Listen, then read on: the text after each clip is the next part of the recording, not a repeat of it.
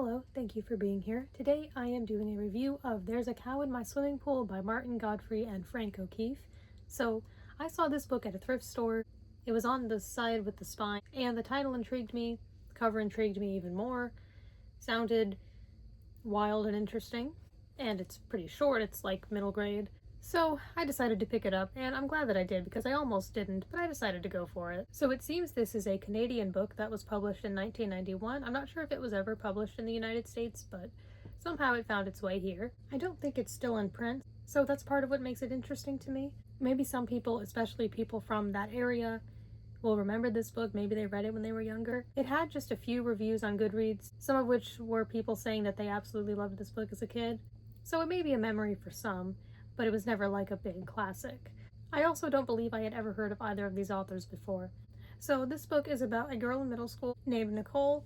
I think she's like 12, and she has her best friend Robin. Robin's not really a great friend. I mean, they hang out, but Robin doesn't listen to her a lot, and I like that they weren't just perfect BFFs. I felt this book was realistic in that way, and in some other ways too. I mean, Robin isn't like horrible, she's not completely one-sided, but yeah, Nicole does have some frustrations with her, feeling like she doesn't listen, and I can relate to knowing people like that. Anyway, so they're friends. This book takes place over the summer. They're going to be starting 7th grade when school starts again. And Nicole's mom is remarrying after her father passed away some time ago in a car accident. She is marrying Nicole's previous 5th grade teacher, and Nicole has some mixed feelings about that. She just feels uncomfortable about the whole thing and not super happy. So in the beginning of the book is when her mom and now new stepdad get married, and then they go on their honeymoon. Nicole and Robin want to have a pool party because Nicole has a pool at her house. You can see on the cover. They want to have the pool party especially so that they can hang out with some boys unsupervised, but her mom and stepdad say no, but they decide they're going to have it anyway.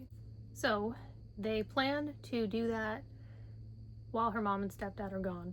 Nicole's family also has a farm, and there's quite a bit about that in here, as you can maybe presume with the whole cow thing. I really liked the farm aspect of this, and being in the early 90s especially, I liked that the girls spent time in and enjoyed nature. I liked those parts. I like reading things from this time. It's only a little over 30 years old, but still pretty different from today in some ways. But some things are still the same, like a lot of the feelings and the family situations. This book had more depth to it than I was expecting.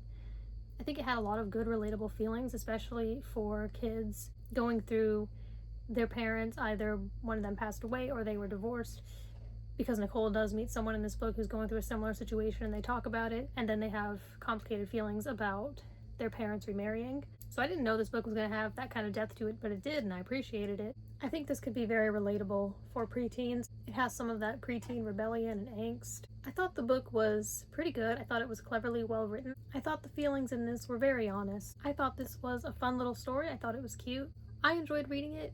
It wasn't absolutely amazing, but it was pretty good. Ultimately, I give it 4 stars. I also liked the conclusion of this. I think that it ended nicely without saying too much. Anyway, as I said, some people may remember this book if they're a bit older than I am, or maybe you've also found it secondhand somewhere. If you have read this or anything else by these authors, I'd like to hear your thoughts, and thank you for watching.